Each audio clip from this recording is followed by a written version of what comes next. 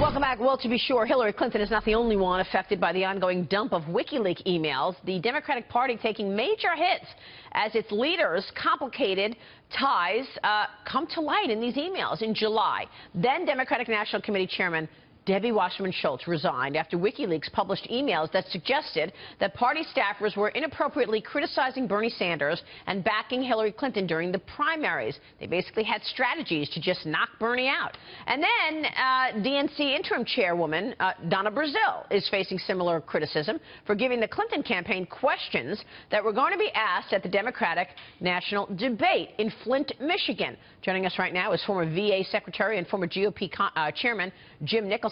Good to see you, Mr. Chairman. Thanks so much for joining us. Morning. So give us your take, first off, on these WikiLeaks dumps and what's been happening as a result. Normally you would see people say, you know what, this is not right. They're going into people's emails and you're revealing, private stuff. But at the same time, we're learning a lot. I don't buy the WikiLeaks phenomenon, really, but it does reveal just how systemic and complicit the Democratic National Committee was with the Clinton campaign, which is endemic of the whole Clinton nation, just how dishonest and unethical they are, that they would even accept questions ahead of time in a debate with her Democratic opponent. And the other thing I have to say is that the media is complicit in this as well. Why isn't a major investigation going on at CNN to see where Donna Brazile got those questions? Who wrote them? Who gave them to her? Who delivered those to Hillary Clinton? But primarily, what went wrong at CNN, a respected media outlet? I have friends there for whom I have a lot of respect, but they ought to be outraged about this. So what about but that? I haven't seen anything about that. But my question, sir, is not about that, because at the end of the day, as I was explaining to my two sons, it's not that she got the information from CNN, the fact that she took it. What about that, sir? The fact that she took... Why couldn't she have said to Donna Brazile, hey, you know what? I'm going to play this straight. You can take your question. It was a question she could have been expecting anyway. It's an integrity issue, and it's rife with corruption. What's your reaction to that, sir? Well, it's disgraceful. It's a real breach of ethics and integrity, and I mean, she's still, as far as I know, she's still over at the Democratic National Committee as the acting chairman of that. No, she hasn't been fired. She's still over there. So it just speaks to how dishonest and how disgracefully complicit the whole Democratic machine is. And it bespeaks the Clinton world from the time that they arrived in the national scene. We've just seen all this slime that hangs on them and continues to follow them as they go upward for some reasons, climbing over people and using whatever means and showing total disdain for the law and transparency. It doesn't apply to them. It applies to everyone else. Well, but we not also them. saw it with the James O'Keefe videos, right? You had all those operatives and those consultants saying, yeah, we're hiring people to go and incite violence at Trump rallies. No matter what happens, just wear that Planned Parenthood T-shirt and just start making noise. The media will cover it. That's a Soviet tactic. That's a KGB tactic. And there's not sufficient outrage about that either. But, as not the outrage. The panelists said, you've got to explain this to your young sons. And what the difference is that we have an opportunity in this country to make change, to wash ourselves of these people and bring in a fresh set of leaders in the form of Donald Trump. Amen.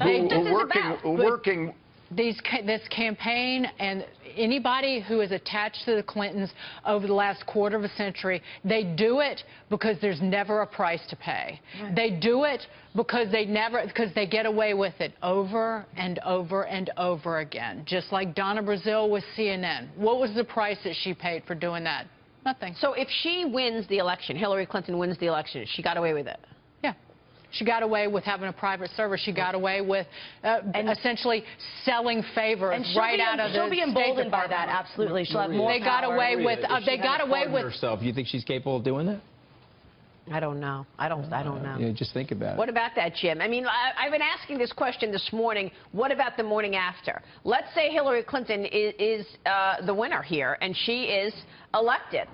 What happens in terms of her appointments? What happens in terms of an AG? Does she keep Loretta Lynch, even though it's massively conflicted? She just had a meeting on the plane with Bill Clinton 2 days before Hillary had to go speak in front of the FBI. What happens with the ongoing FBI investigations? Is she just dead weight for 4 years? She can't do anything because the Republicans are going to challenge everything, including those Supreme Court justice seats?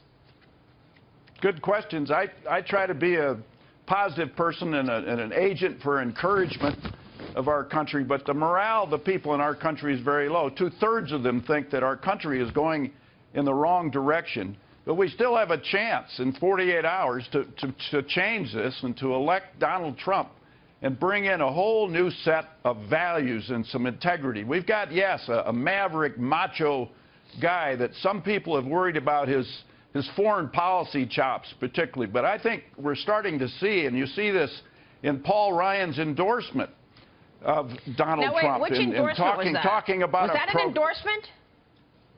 Absolutely, it was an endorsement. And he said we can work together and we come up, they have what they call a better way, which is to bring about tax reform, relief for the people in poverty in this country, help them grow out of the poverty.